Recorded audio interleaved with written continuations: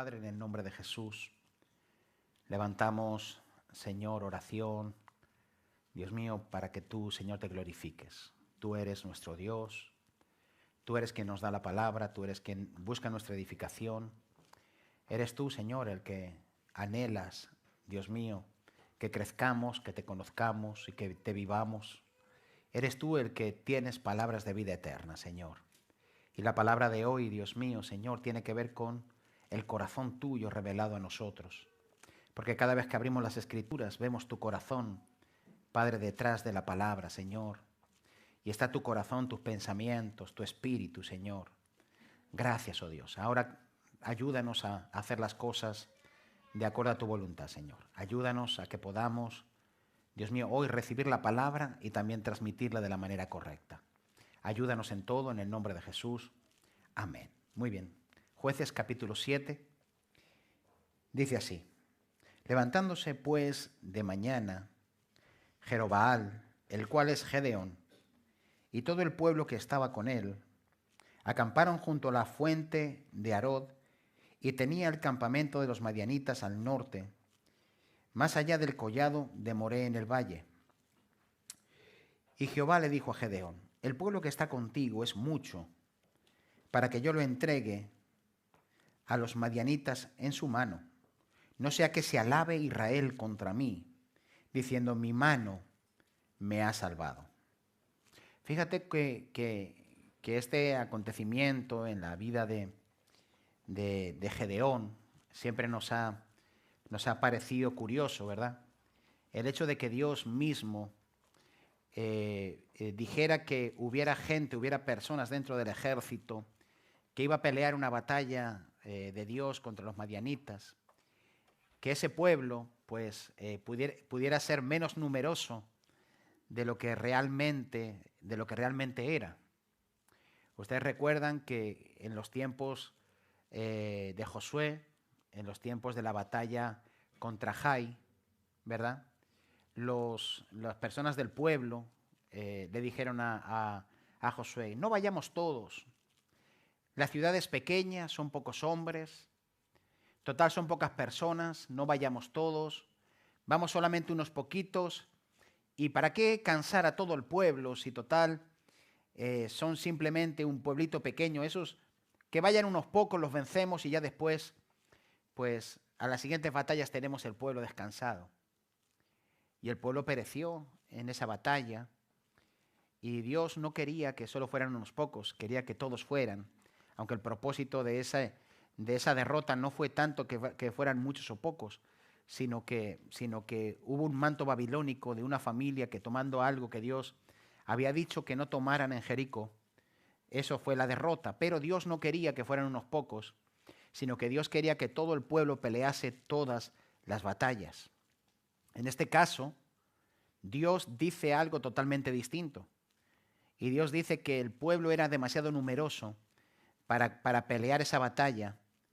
Y da la razón o el razonamiento, se lo da a Gedeón de por qué el pueblo, por qué Dios quería que no fueran tan numerosos y por qué Dios quería que pelease un pueblo muy pequeño.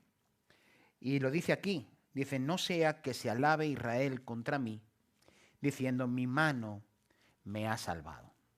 O sea, el propósito de que Dios redujera el número de las personas que iban a pelear era porque conocía el corazón del pueblo, conocía el corazón de Israel y de este pueblo concretamente, y sabía que si ellos iban muchos a pelear, se iban a alabar a sí mismos, iban a decir que la batalla había sido por ellos, iban a quitarle el lugar a Dios, le iban a quitar la honra a Dios y se le iban a atribuir a sí mismos.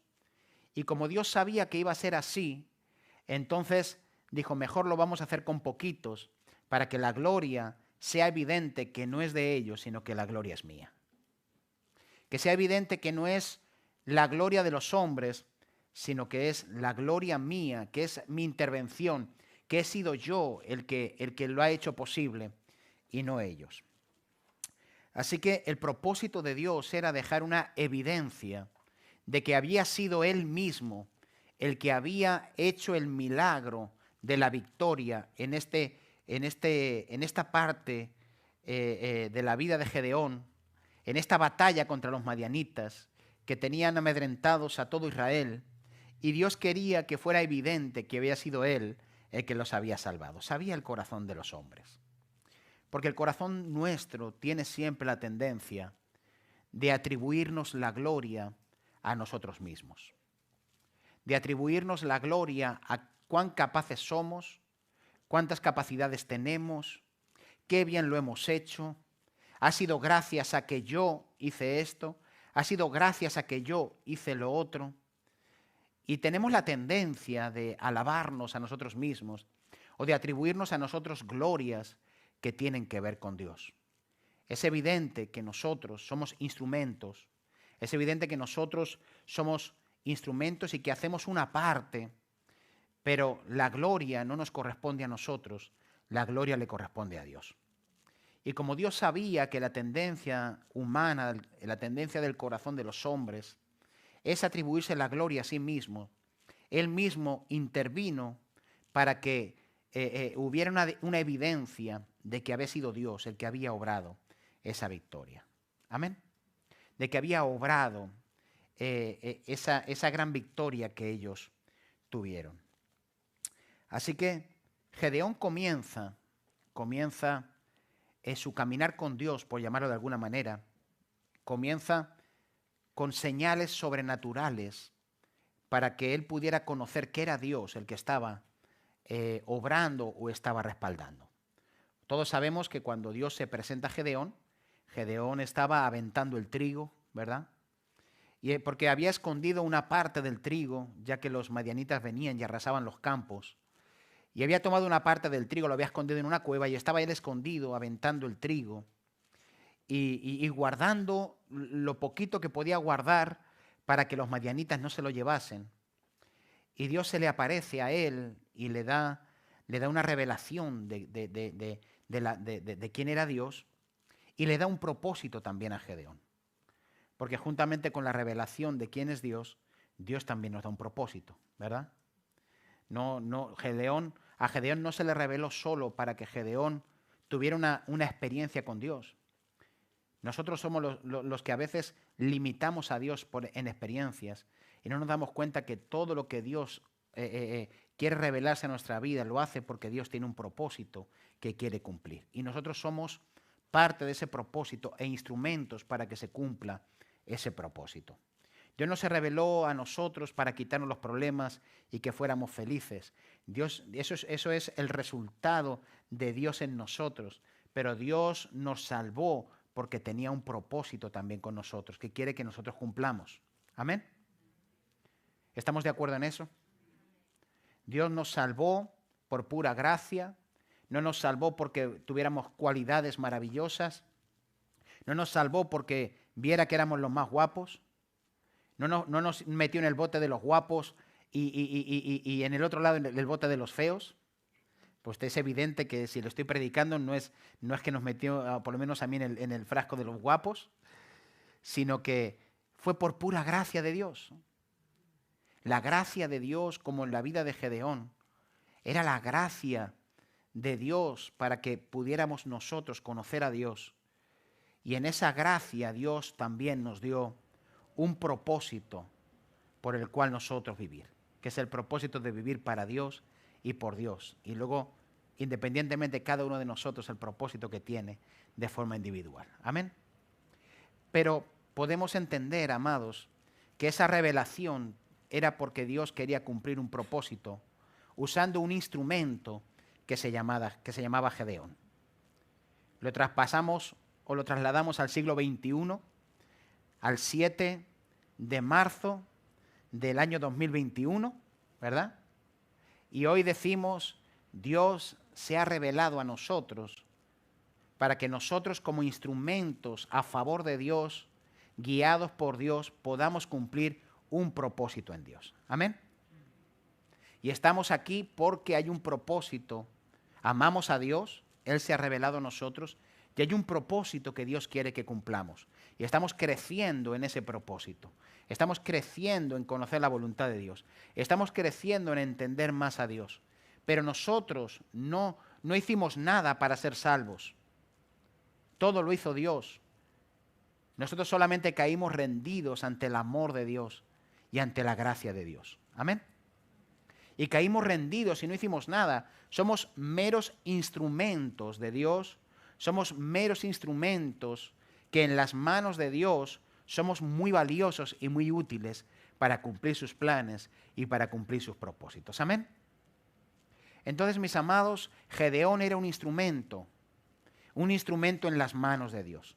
Gedeón era un hombre que, si tú ves la estima que Gedeón tenía de sí mismo, usted y yo quizá estamos en la misma estima que Gedeón, cuando Gedeón le fue revelado, o cuando Dios se le reveló a Gedeón. Él diciendo, ¿cómo que hay un propósito en mi vida? ¿Cómo que tú me eliges a mí? ¿Cómo que yo salvaré a Israel de los madianitas? ¿Cómo es esto? Si yo soy el más pequeño de todos, ¿verdad? Y eso está bien, porque el patrón de Dios es así. Cuando nosotros lo vemos con Moisés, Moisés tuvo que llegar a lo más bajo para que, estando en lo más bajo, pudiera reconocer a Dios y que Dios pudiera usarlo como un instrumento suyo, ¿verdad? Y que Dios pudiera usar a Moisés como un instrumento. Y en esa zarza, Dios se revela a Moisés y le dice, te voy a dar un propósito, quiero que vayas a Egipto, quiero que liberes a mi pueblo, quiero que regreses allí.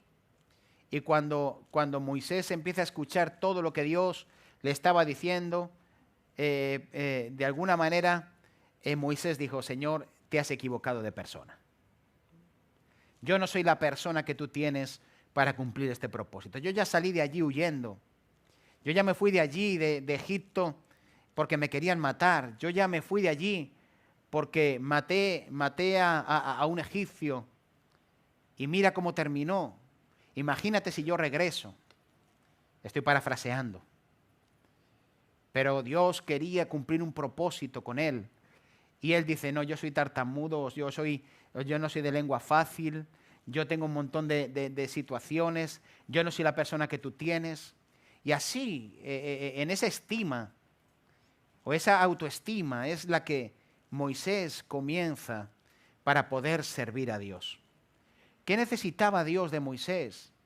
Simplemente que Moisés estuviera en el lugar correcto para que le diera a Dios el lugar correcto. Solamente que Moisés estuviera en el lugar correcto para que Dios pudiera tener el lugar correcto. Amén. Significa que Dios quería que Moisés estuviera en el punto en el cual todo lo que sucediera no iba a ser por el obrar de Moisés, sino por el obrar de Dios. No iba a ser porque Moisés era poderoso, sino porque Dios era poderoso. No iba a ser porque Moisés tenía una gran fuerza o influencia, sino porque Dios era la fuerza y la influencia de Moisés. No iba a ser porque Moisés tuviera mucha elocuencia o fuera muy habilidoso, sino iba a ser por el gran poder y la manifestación y la gloria de Dios por medio de Moisés. ¿Entienden? Para que Moisés no pudiera atribuirse la gloria de lo que iba a suceder, Dios tuvo que de alguna manera encontrar a Moisés en una condición. Porque sabe que el corazón de los hombres tiene la tendencia a quitarle la gloria a Dios. Usted y yo tenemos esa tendencia en nuestra naturaleza humana, en la natural. Evidentemente en la nueva naturaleza no. En el hombre nuevo nosotros hemos sido creados a imagen de Dios, claro que sí. Y en el hombre nuevo nosotros, amados, no tenemos, el hombre nuevo no peca. La nueva naturaleza no peca, la nueva naturaleza me lleva a Dios, nunca le va a quitar la gloria a Dios, pero la naturaleza humana nuestra es una naturaleza que tiende a elogiarse a sí misma y a quitarle toda la gloria a Dios. Y Dios sabe que eso está en el corazón de los hombres, ¿verdad?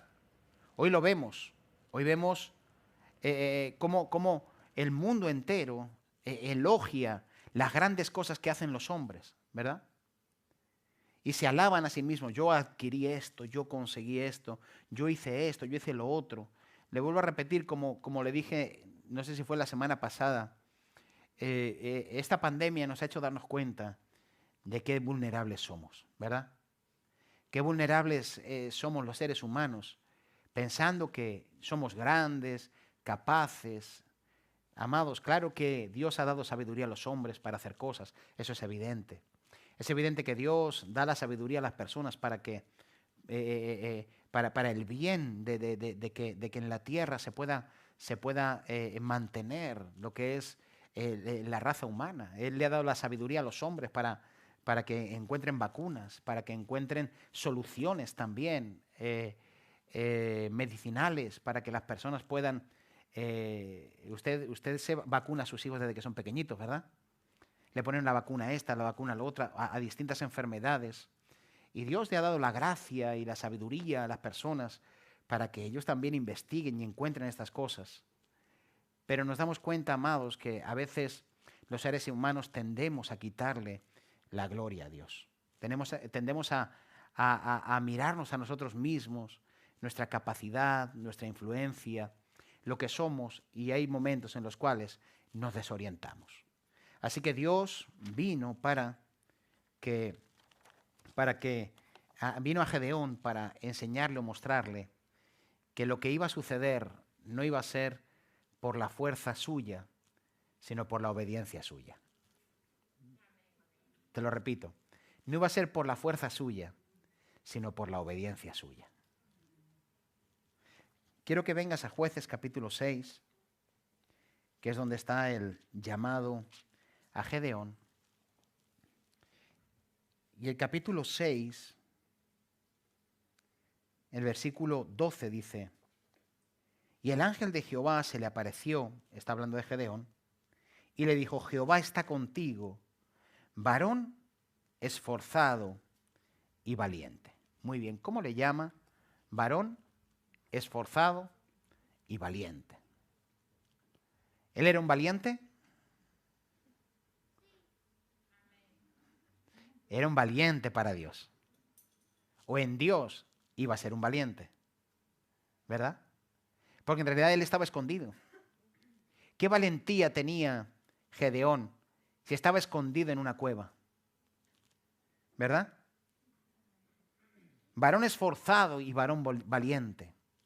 Fíjate que dice: Dios está contigo. Nosotros creemos que Dios está con nosotros. ¿Usted cree que Dios está con usted? Entonces, si Dios está con usted, usted es esforzado y es valiente. Como esforzado y valiente Gedeón, dice: Dios está, Jehová está contigo. Te he escogido, varón esforzado y valiente.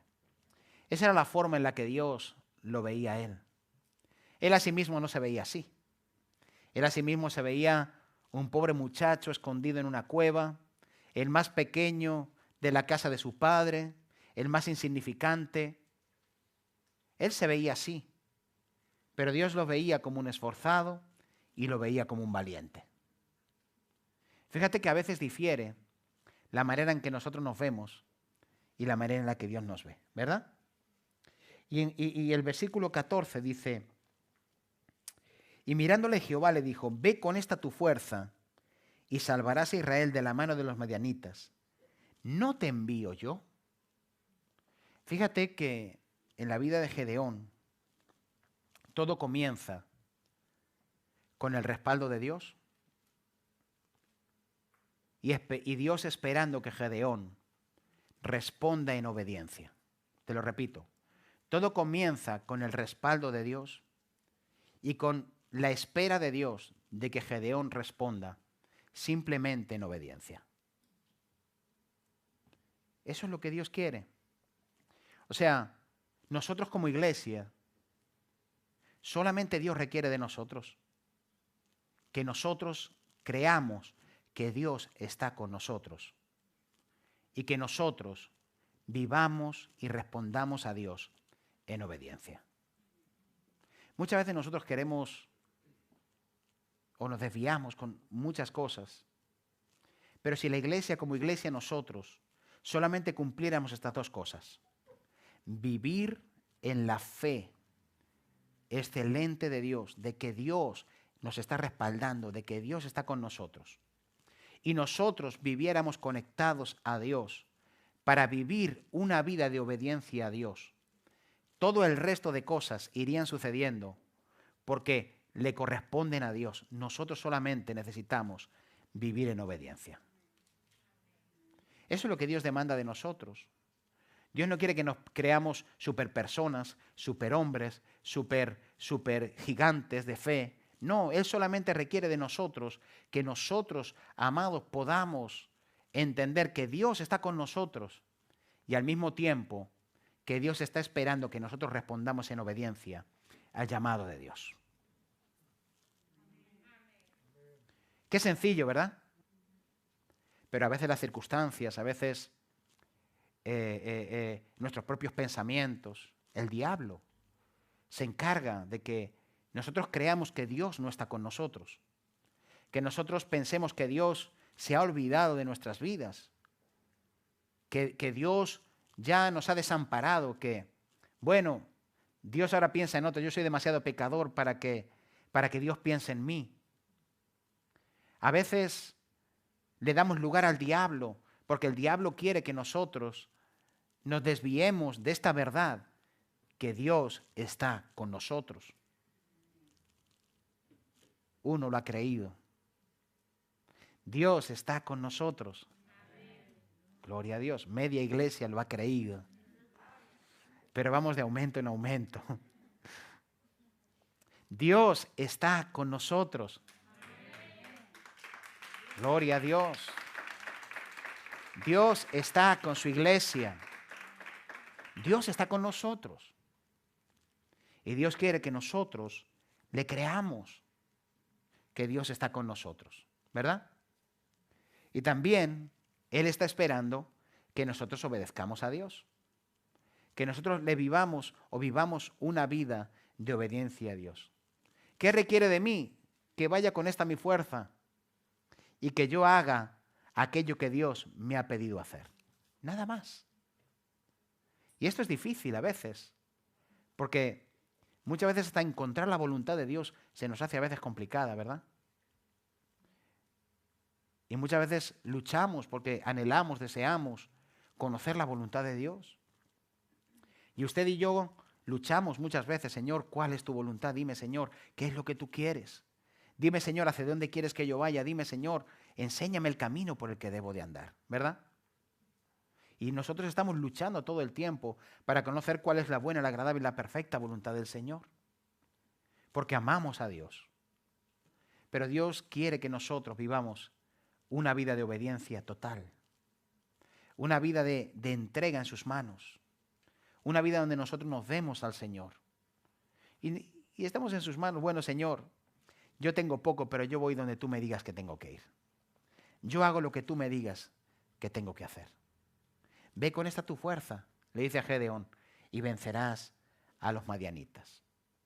Usted sabe muy bien lo que sucedió, ¿verdad? Y usted sabe muy bien que después que los madianitas son vencidos por una intervención de Dios sobrenatural y que son vencidos de acuerdo a esa estrategia que Dios le da a Gedeón, donde al final no tuvieron que hacer mucho, ¿verdad? Solo tuvieron que hacer lo que Dios les había dicho que hicieran, obedecer. Porque las victorias en Dios no se ganan con nuestra fuerza, sino con nuestra obediencia. Te lo repito, las victorias en Dios no se ganan con nuestra fuerza, sino con nuestra obediencia. No es con nuestra fuerza, es con nuestra obediencia. Cuando nosotros obedecemos a Dios, aunque haya momentos en los cuales se ponga fuerte la batalla, al final la batalla será vencida porque Dios es el que vence. Amén. Porque Dios es el que da la victoria por medio de nuestra obediencia, por medio de que nosotros le obedezcamos a Dios. En el momento en que nosotros crezcamos en obediencia, nosotros iremos creciendo también en ir conociendo aún más la voluntad del Señor. Pero tenemos que ir creciendo en obediencia. Iremos ganando victorias en nuestra vida de acuerdo a la medida en que nosotros obedecemos a Dios. Iremos ganando victorias en la medida en que nosotros obedecemos. Muchas veces vivimos separados de hacer cosas que Dios nos ha llamado a hacer o nos ha dicho que hagamos y estamos estancados, ¿verdad? Y muchas veces nuestras vidas se quedan estancadas porque Dios nos ha dicho que hagamos cosas y no las estamos haciendo y sabemos que las tenemos que hacer, nos resistimos a hacerlas, nos resistimos a obedecer al Señor porque eso produce para mí un costo, una entrega, produce para mí quizá una incomodidad. Sé que lo tengo que hacer, pero lo voy posponiendo y eso hace que yo me pierda muchas victorias de Dios por no obedecer lo que Dios me está diciendo que tengo que hacer. Y muchas veces se está perdiendo por eso. ¿Cuántas personas no saben que tienen que perdonar y no perdonan? Y están alejados de Dios o alejados de la iglesia o alejados de ciertas cosas porque se niegan a obedecer en algo que les cuesta mucho por el dolor, por el daño, por lo que sea. Amados, y se han separado y están rebelándose a hacerlo y eso ha hecho que haya derrotas en sus vidas. Eso ha hecho que no vean victorias en sus vidas. ¿Por qué? Porque se han rehusado a obedecer al Señor en algo que tienen que hacer. Saben que lo están pasando mal, saben cuál es el camino, saben lo que tienen que hacer, saben que Dios les manda a hacer eso, saben dónde está la respuesta para sus vidas, pero se niegan a la obediencia y al negarse a la obediencia se pierden la bendición de vivir una vida en victoria con Dios.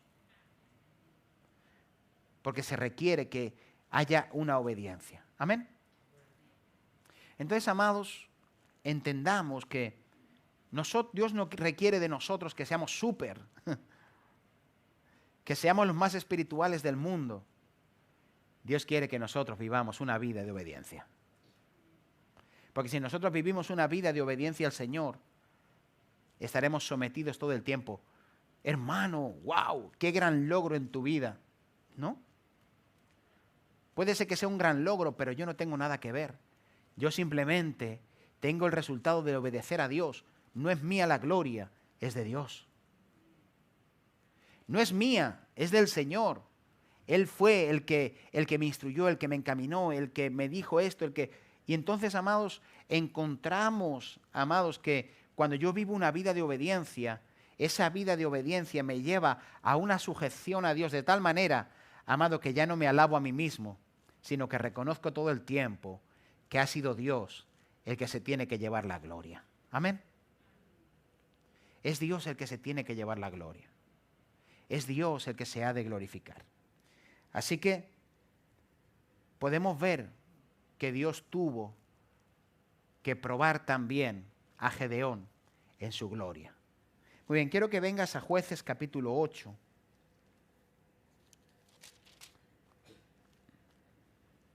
Después que Gedeón obtiene una gran victoria, o Dios obtiene una gran victoria usando a Gedeón, está mejor expresado, la victoria de Dios usando a Gedeón, dice el versículo 22, y los israelitas dijeron a Gedeón, sé nuestro Señor tú, y tu hijo, y tu nieto, pues que nos has librado de la mano de Madián. Mas Gedeón respondió, no seré señor sobre vosotros, ni mi hijo os señoreará. Jehová señoreará sobre vosotros. Fíjate qué entendimiento el de Gedeón, de tal manera que Gedeón tenía claro que lo que había sucedido no tenía nada que ver con la persona suya, sino que todo lo que había sucedido era el producto de obedecer a Dios. Y la gloria no era suya, la gloria era de Dios. La gloria era de Dios. Y aquí podemos ver una persona que es sana en Dios. Una persona que es sana en Dios, que no busca su gloria, sino que busca la gloria de Dios. Y podemos ver una parte del pueblo que Dios sabía que si era muy numeroso y consiguió una batalla, una victoria con ese pueblo tan numeroso, se iba a atribuir la gloria a sí mismo. Ahora ese mismo pueblo, viendo a Gedeón, van rápidamente a él para decirle, enseñoréate de nosotros. Sé tú Señor sobre nosotros. Tú nos has llevado una gran victoria. Y dice Gedeón, ¿yo una gran victoria? No, Yo no voy a enseñorear sobre vosotros, ni mi hijo se enseñoreará sobre vosotros. Esta victoria no tiene nada que ver conmigo. Esta victoria es de Dios. Esta victoria es de Dios. Así que si ustedes quieren que alguien sea Señor, el Señor solamente es Dios. Fíjate, amados, qué corazón tan sano. Ese es, lo podríamos decir, un cristiano sano. Un cristiano que no tiene orgullo. Un cristiano que no quiere que se le vea a él. Un cristiano que no está esperando reconocimiento humano, sino que simplemente prefiere la aprobación de Dios por encima de la aprobación de los hombres. Y aquí podemos saber que Gedeón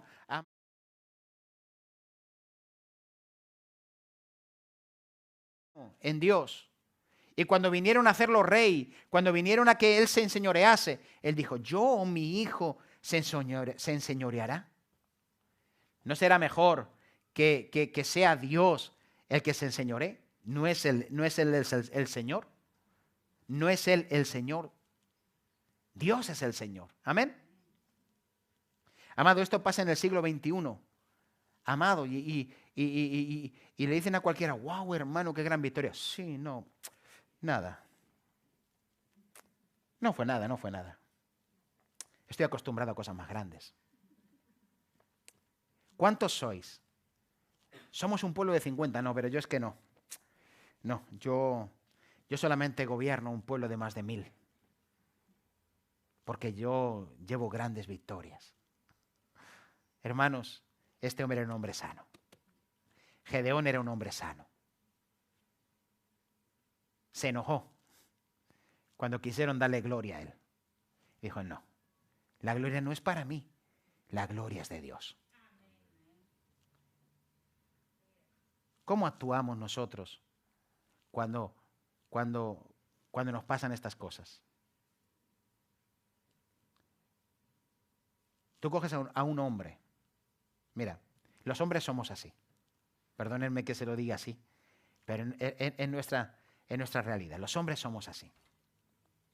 Tú estás en tu trabajo, ¿verdad? Y entonces te llaman al despacho y te llama tu jefe. Y te dice, Pepito, eres un gran trabajador. Y entonces empieza a dar un hormiguillo en el pecho. Eres un gran trabajador. Trabajas tan bien que no hay otro que pueda hacer el trabajo como tú lo haces. Y los hombres hacemos así. Nos ponemos como, ¡wow! Me está diciendo mi jefe que soy un buen trabajador. Llenos de orgullo, ¿verdad? Y te dicen, necesito que trabajes 1 hora más al día. Porque haces un trabajo excelente. Y tú haces así. ¡Oh! Ahora mismo la empresa no está en posición de poder pagarte esa hora. Pero más adelante lo hablamos. Y tú, da igual, no importa. Yo trabajo 1 hora más si es necesario, pero me han dicho que soy un gran trabajador. Y yo cojo y me voy de allí y cierro la puerta. ¡Wow! Mi jefe me ha dicho que soy un buen trabajador. Te has ido del despacho. Vas a trabajar 1 hora más. No te la van a pagar. Y encima te vas orgulloso porque tu jefe te ha dicho que eres un gran trabajador. Diga conmigo, esos somos los hombres. Y llegas a tu casa y le dices a tu mujer, cariño, en el trabajo me han dicho que soy un gran trabajador. ¿Sí? ¡Wow! ¡Qué bien! ¿Y qué más? Cuéntame, ¿qué ha pasado? Pues mira, entré al despacho y mi jefe me dijo que soy un buen trabajador. Sí, bueno, pero sigue, sí, ¿qué más? No, y me ha dicho que tengo que trabajar 1 hora más. ¿Te das cuenta? 1 hora más que quieren mi trabajo, sí. ¿Cuánto te van a pagar de más? Nada. ¿Qué? ¿Cómo? Pero vamos a ver. Que porque te dicen que eres un buen trabajador, encima vas a trabajar más horas, no te van a pagar y encima vas a desatender más a tu familia para atender más otras cosas, cuando ni siquiera te van a dar la recompensa, por llamarlo de alguna manera, de la hora de más que vas a echar. Sí. Y tu mujer te dice, ¿cómo? ¿Sí o no? Y los hombres somos así. Pero no, mi amor, no pasa nada si yo tengo fuerza.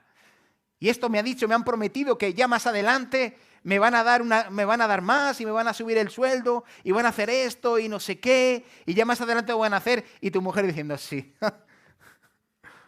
a lo mejor lo hacen. ¿Entiendes lo que les quiero decir?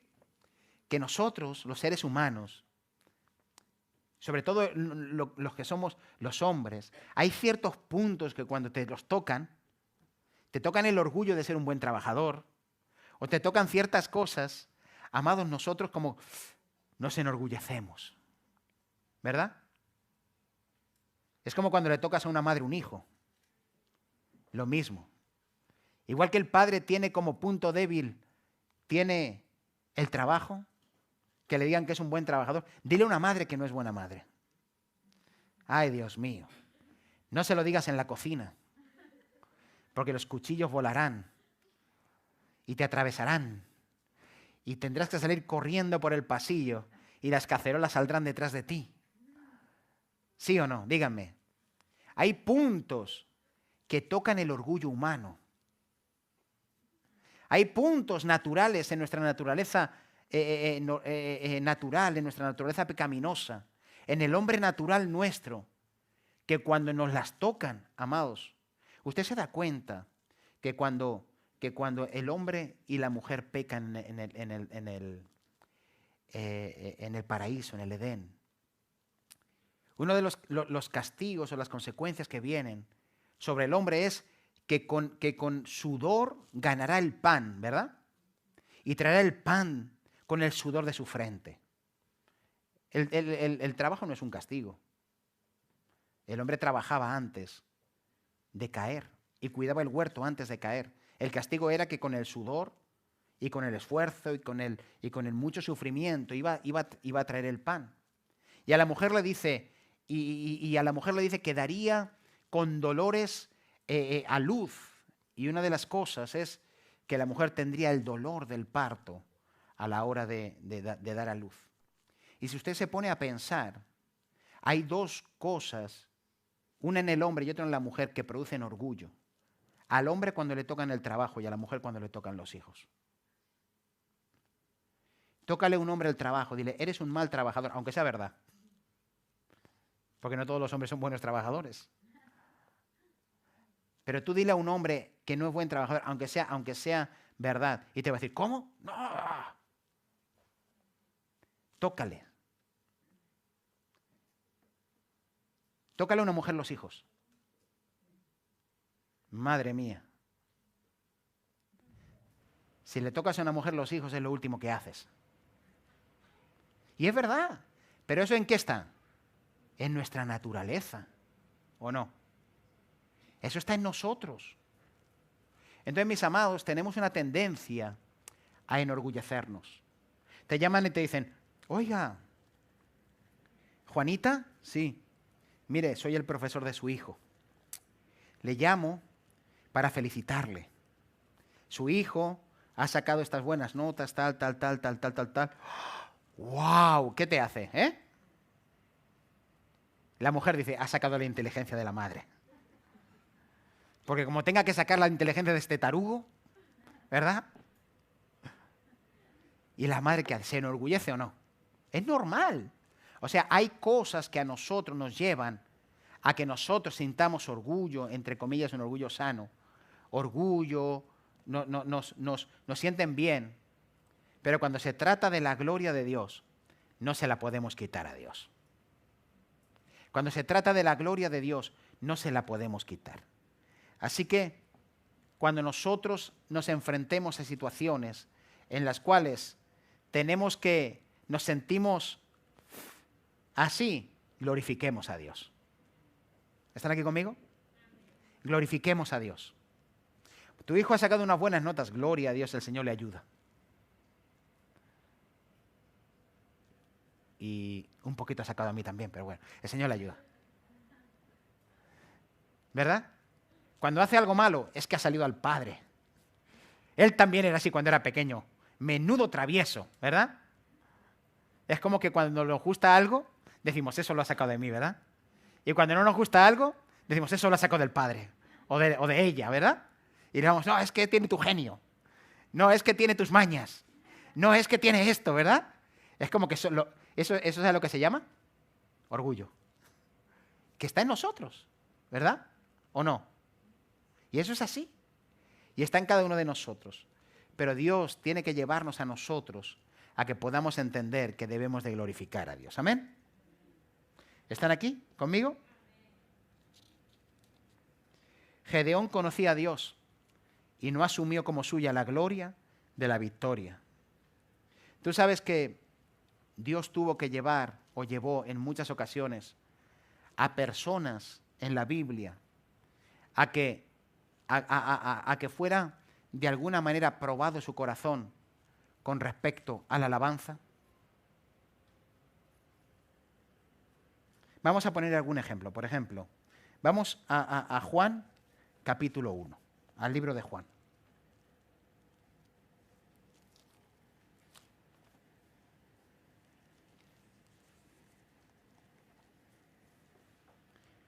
Juan capítulo 1.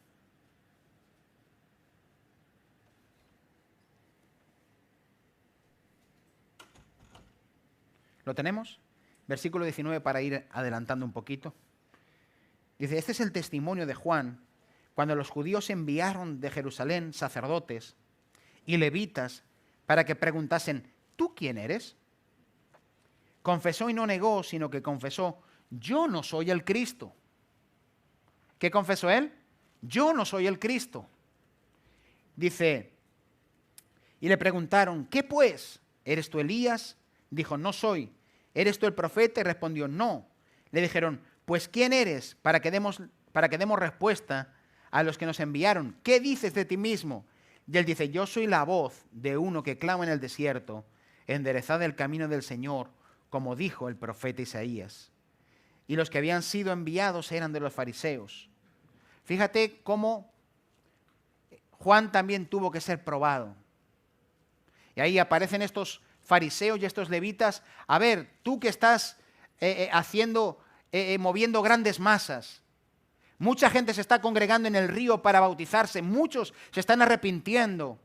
¿Tú quién eres? Y él podría decir, yo soy un enviado de Dios. Es que todo esto está aconteciendo porque el voto nazareo que yo tengo y el haber estado en el desierto y el pagar el precio está teniendo las consecuencias que está teniendo, los resultados que está teniendo, porque yo soy un gran hombre de Dios. Él simplemente dijo, yo soy la voz de uno que clama en el desierto, preparad camino al Señor. Entonces, ¿qué dices de ti mismo? ¿Qué decimos? ¿Quién eres tú? Yo soy simplemente la voz de uno, yo soy solamente un instrumento, yo no soy nada más que un instrumento en las manos de Dios, yo soy alguien que está anunciando algo que Dios quiere hacer, pero la gloria no es mía, yo no soy el Cristo, yo no soy Elías, yo solamente soy la voz de uno que clama en el desierto. ¿Qué dices de ti mismo? Que yo no soy nada, simplemente soy un instrumento de Dios, en las manos de Dios, para cumplir un propósito específico que Dios me ha dado, ser la voz de uno que prepara el camino para cuando venga el Señor. Él no se atribuyó la gloria a sí mismo. Muchos vemos a Juan como un ministerio que lo vemos en las peliculitas, en el río Jordán, ahí bautizando.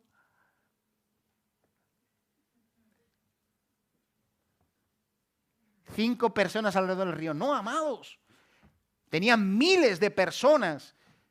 Lo que le sucedió, lo que estaba sucediendo era que Dios estaba preparando el camino, preparando para que cuando viniera Jesús y Jesús se hiciera hombre y se manifestase su ministerio, el pueblo estuviera preparado para eso que iba a acontecer. Y Juan era un instrumento poderoso en las manos de Dios para poder cumplir ese propósito. Pero él nunca vino a atribuirse a sí mismo la gloria de lo que estaba pasando, sino que toda la gloria le correspondía a Dios.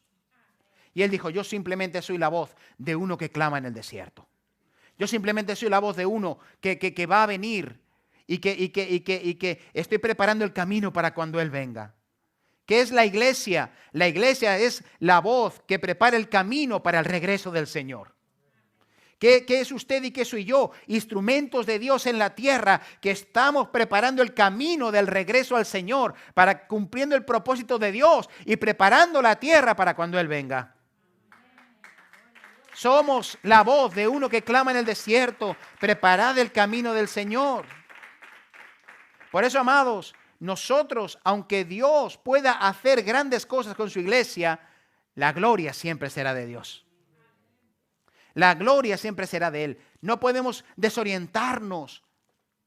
A veces vemos ministerios y Dios los usa y vamos a los ministerios. Hermanos, son instrumentos solamente. Son instrumentos solamente. Los ministerios que Dios ha puesto son instrumentos solamente. Simplemente instrumentos. La gloria es de Dios. Ningún ministerio tiene nada si Dios no lo ha dado. Ninguno. Nosotros no tenemos nada si Dios no nos lo da. No tiene nada que ver. A veces nosotros nos fijamos en las personas.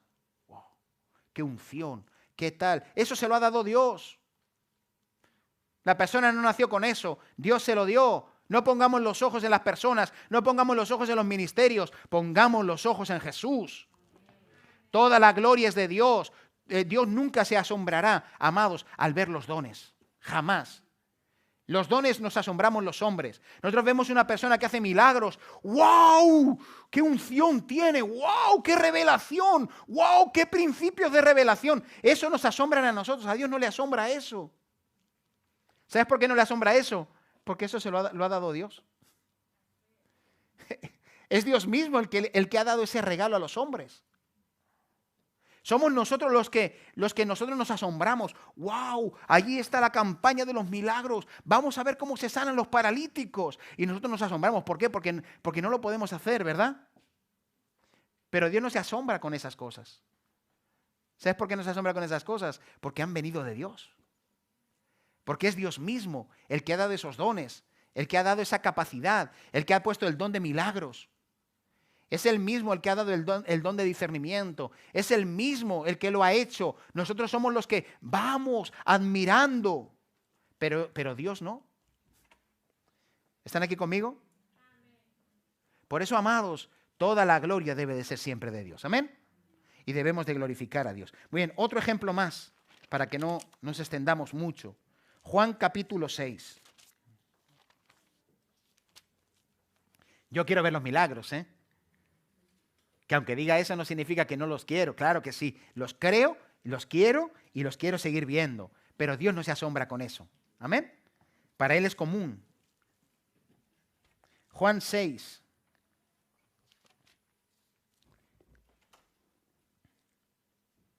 Versículo 13 dice: recogieron pues y llenaron 12 cestas de pedazos que de los 5 panes de cebada sobraron a los que habían comido. Dice, aquellos hombres entonces, viendo la señal de que Jesús había hecho, dijeron, este verdaderamente es el profeta que vea de venir al mundo. Dice, pero entendiendo Jesús que iba a venir a apoderarse, que iban a venir a apoderarse de él y a hacerle rey, volvió a retirarse al monte solo. Oye, qué pasaje, ¿verdad? ¿Cómo puede ser que Jesús, siendo el Rey de Reyes y el Señor de Señores, vengan a hacerle rey y él huya y no quiera que los hombres le hagan rey? ¿Sabes por qué? Porque ya era rey.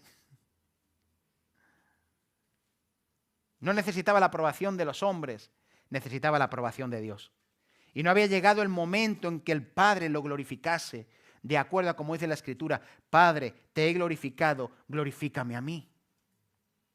Y no había llegado todavía el momento, y como no había llegado el momento, amados, Él no quiso recibir la gloria de aquellos hombres que se querían apoderar de Él. Él todavía tenía que seguir dándole gloria a Dios. Te lo repito, Él todavía tenía que seguir dándole gloria a Dios. Y como tenía que seguir dándole gloria a Dios, Él no quiso que en ese momento específico a Él se le hiciera rey por los hombres, sino rey por el Padre. Entonces, Él tuvo, de alguna manera, fue también su corazón probado en eso. Quiero que vengas a Proverbios.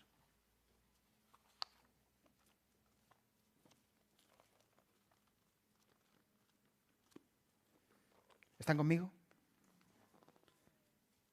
Proverbios 27.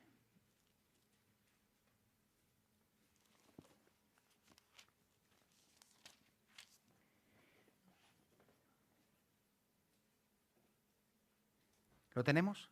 Versículo 21 dice, el crisol prueba la plata y la hornaza el oro. Dice, y al hombre la boca del que lo alaba. ¿Entienden este texto? Dice, el crisol prueba la plata y la hornaza el oro, pero el hombre es probado por la boca de aquel que lo alaba. ¿Qué significa, amados? Que cada vez que nosotros recibimos alabanza, estamos siendo probados. Cada vez que nosotros recibimos una alabanza, está siendo probado el corazón. Y estamos siendo probados para saber dónde está puesto nuestro corazón. ¿Dónde está puestas nuestras intenciones? Sí, Señor, wow. No, necesitamos entender que la gloria es de Dios. Y cuando viene alabanza de los hombres, nuestro corazón es probado. ¿Entienden? Claro, a nadie le amarga un dulce, ¿verdad? Ese es un dicho que dicen aquí, ¿verdad? A nadie le amarga un dulce. De vez en cuando no está mal que te digan. Pero una cosa es reconocer virtudes y otra cosa es alabar. Son dos cosas distintas. Se reconoce el esfuerzo, pero se da gloria a Dios por ello. Se reconoce que hay virtudes, pero se glorifica a Dios por las virtudes. Se reconoce que hay esfuerzo, pero glorificamos a Dios por ese esfuerzo. ¿Entiende lo que le quiero decir? Hermano, reconozco que has hecho esto. Gloria a Dios. Qué hermosa la labor que has hecho. Glorifico a Dios por la gracia que te ha dado para poder hacerlo. Glorifico a Dios porque Dios te ha ayudado para poder hacer eso. Glorifico a Dios porque Dios te ha ayudado para poder hacer esto. Gracias, hermano, por tu servicio. Glorifico a Dios por ello. Amén. Aunque de broma yo le digo, eres el número uno. Pues de broma y no te dan broma. Y glorifico a Dios. ¿Entienden? Ahora, el Señor me ministró esto. Yo muchas veces no puedo controlar qué otros van a hacer o decir. Pero yo sí puedo controlar lo que va a salir de mí cuando otros te quieran alabar. Yo no puedo controlar.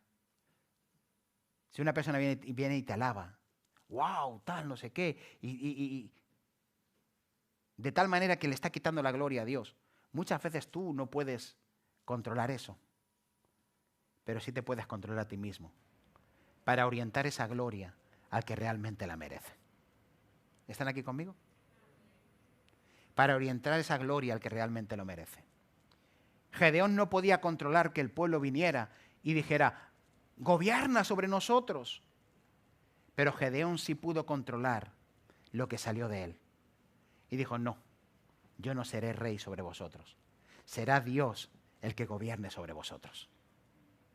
Yo muchas veces no puedo controlar. Usted no puede controlar a la vida de la gente, ni la que la gente piense, ni lo que la gente diga. Pero usted sí puede controlar lo que sale de usted. En otras palabras, la responsabilidad no es de aquellos que le quieren alabar, sino la responsabilidad es de aquel que es cómo nosotros respondemos ante las alabanzas de los demás. Cuando estoy hablando de alabanzas, quiero decir cuando le estamos quitando a Dios la gloria para llevárnosla a nosotros mismos. Entiéndanlo. Cuando le estamos quitando a Dios la gloria. ¡Wow, hermano tal! ¡Wow, hermano tal! ¡Wow! No, ha sido Dios. Es el Padre el que me ha ayudado, es el Padre el que lo ha hecho. Ha sido Dios. Ahí nosotros estamos manifestando ese corazón de Dios. Aún el mismo Hijo nunca se atribuyó, estando en la tierra, gloria a sí mismo. Y aunque Él recibió adoración, claro que sí, pero Él no se atribuyó la gloria a sí mismo. Maestro bueno, bueno yo, porque me llamas bueno. El único bueno es Dios. Jesús no tenía la responsabilidad de lo que le habían dicho, pero sí la responsabilidad de cómo había respondido. ¿Entienden? Entonces Dios quiere que nosotros vivamos con un espíritu de honra, de alabanza y de gloria verdadera a aquel que la merece, que es Dios. Amén. Y cuando nos veamos en las encrucijadas donde estamos queriendo ser como que me reconozcan, que me digan, entonces cuidado, le estamos quitando la gloria al Señor. Le estamos quitando la gloria al Padre. Le estamos quitando la gloria a Jesús. ¿Están aquí? Termino con esto. El plan de Dios no incluye poderosos, sino que incluye débiles. Y te termino con esto. Primera de Corintios.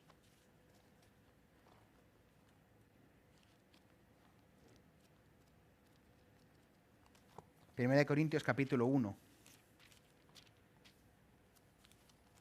versículo 18.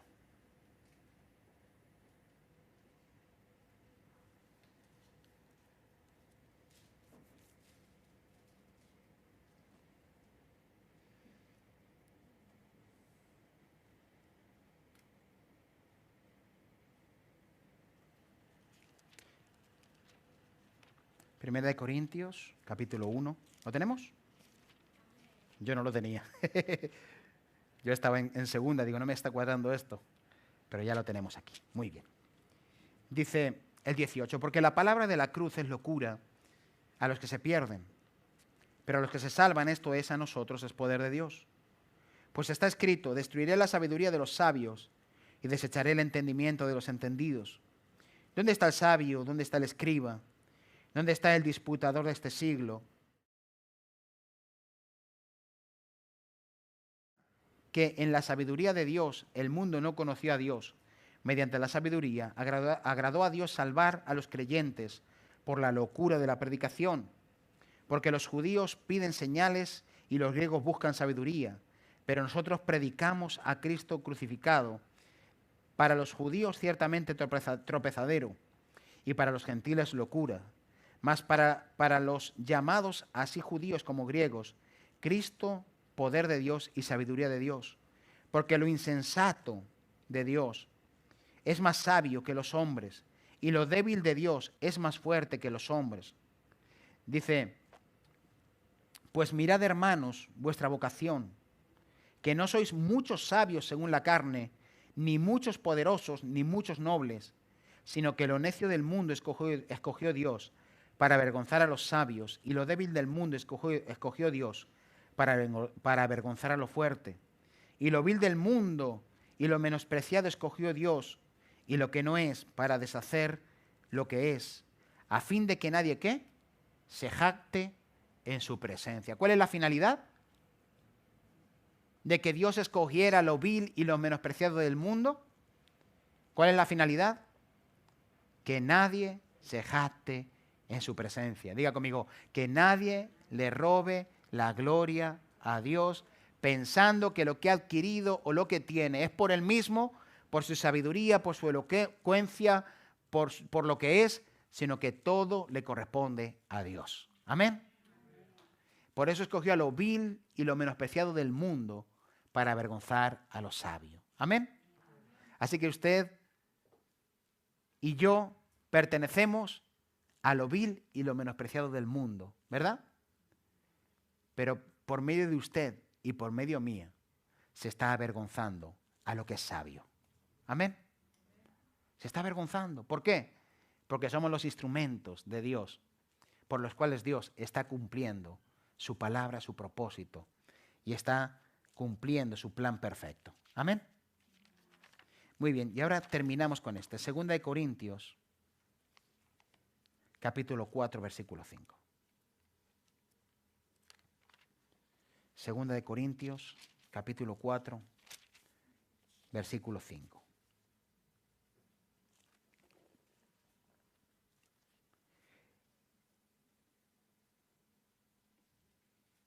Porque no nos predicamos a nosotros mismos, sino a Jesucristo como Señor. Y a nosotros como vuestros siervos por amor de Jesucristo. ¿El apóstol Pablo tenía revelación? Mi pregunta es, le hago esta pregunta, ¿el apóstol Pablo tenía revelación?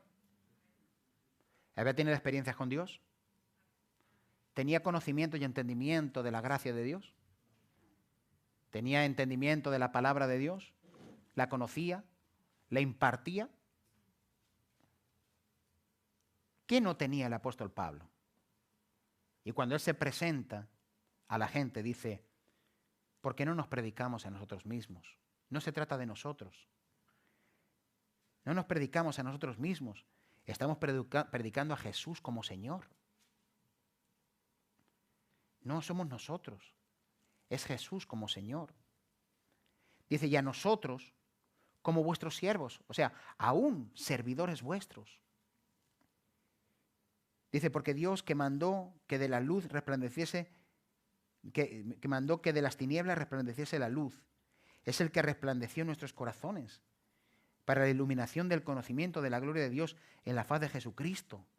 O sea, si nosotros estamos en plena oscuridad, si ha sido Dios el que nos ha revelado y por medio de su luz hemos podido conocer y entender los misterios de Dios, ¿cómo vamos nosotros a jactarnos ahora de que algo es por nosotros cuando nosotros simplemente somos recipientes sobre los cuales nos ha iluminado la luz de Cristo y ha quitado nuestras tinieblas?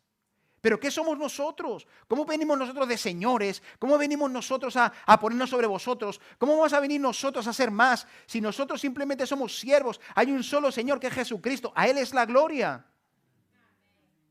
Solamente Dios la merece. Nosotros no hicimos nada, somos simplemente recipientes. Por eso dice, pero tenemos este tesoro en vasos de barro, para que la excelencia del poder sea de Dios y no de nosotros. ¿Por qué dice vasos de barro? Porque los hombres somos frágiles. Se lo repito, los hombres somos frágiles. Hoy estamos, mañana no. Hoy estamos arriba, mañana estamos abajo. Pero el único que permanece para siempre es Dios. Y toda la gloria le corresponde a Dios. Toda la gloria es de Dios. Nosotros simplemente somos instrumentos en sus manos.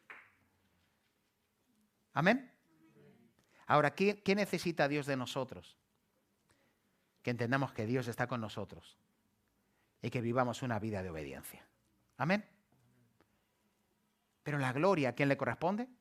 A Dios. Usted y yo estábamos envueltos en delitos y pecados. Bueno, algunos no, algunos nacieron santos, pero yo no. Ahora ya me estoy haciendo más santo porque ya empiezo a tener la coronilla de santurrón. Pero mis hermanos, perdónenme que se lo diga, usted era un desgraciado y una desgraciada porque estaba fuera de la gracia, no porque le quiero insultar. Yo era un desgraciado. Estaba dentro del plan de Dios, pero todavía no entendía la gracia. Y ahora soy un agraciado, ¿verdad? Algunos buscan ser agraciados con la lotería del niño, ¿verdad? A mí esa ya me llegó, 5. Ya fui agraciado con 5. Otros quieren la lotería de Navidad, ¿verdad? Pero ya nosotros fuimos agraciados con esa lotería, ¿verdad? Entre comillas, lotería. Porque Cristo resplandeció en nuestros corazones, ¿amén? Que esa es la verdadera Navidad. En otras palabras, muchos quieren ser agraciados con premios naturales. Nosotros hemos sido agraciados con el premio espiritual y encima sin hacer nada, ¿verdad? Porque ¿qué hizo usted? Yo solamente pelear contra Dios por muchos años. Y cuando ya no aguantaba más y más y más y más, y el Señor me cogió de la orejilla y dijo, venga, ya no te quedan fuerzas, ven. No me cogió de la oreja, pero me dijo, ven, ahora estás listo para experimentar mi amor, porque no lo estabas apreciando. Y el Señor se reveló. Además, ¿tú crees que podemos ahora venir nosotros a decir, esto es por mí? No, mis hermanos, nada es por nosotros. Nosotros simplemente somos instrumentos. es Dios el que tiene que llevar la gloria de todo. Amén. Así que su vida glorifique a Dios en todo. Y cuando le llame el jefe para decirle que es un buen trabajador, se acordará de la prédica. Se acordará de la predicación y dirá, el pastor ya me dijo eso, voy a pedir un aumento. No, mis hermanos. Recuerden, la gloria le corresponde a Dios. Denle un aplauso al Señor.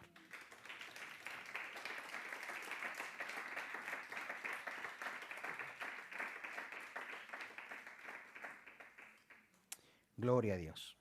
Le voy a dar estas 3 frases para terminar.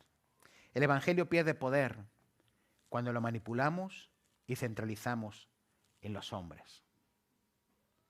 Y cuando centralizamos el Evangelio en los hombres, pierde poder. El Evangelio adquiere poder cuando está orientado correctamente en Dios. Termino con esto. Cuando las obras del reino no son llevadas a la alabanza a Dios, entonces estamos contra Dios. Porque no son llevadas a la alabanza a Dios. Por eso, esta prédica es la alabanza que es contra Jehová. Y es cuando nos alabamos a nosotros mismos. Amén. Amén. Vamos a orar. Padre, en el nombre de Jesucristo, levantamos clamor a ti, Señor, para que nos ayudes a mantenernos con la visión correcta, con el entendimiento correcto. Yo oro, Espíritu Santo, para que ninguno de nosotros, Dios mío, entre en el episodio, Dios mío, de la vanagloria, Señor, y podamos creer o pensar, Dios mío, que algo de lo que sucede tiene que ver conmigo. Todo tiene que ver contigo, Señor. Claro que hay héroes de la fe en la palabra, pero lo que se resalta de ellos simplemente fue que le creyeron a Dios.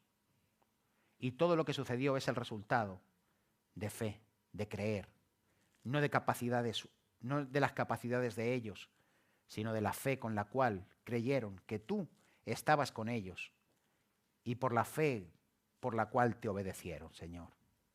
Y nosotros como Gedeón, Señor, queremos, oh Dios, entender que estás con nosotros y también, Señor, queremos obedecerte, ir con nuestra fuerza en obediencia a ti, Señor.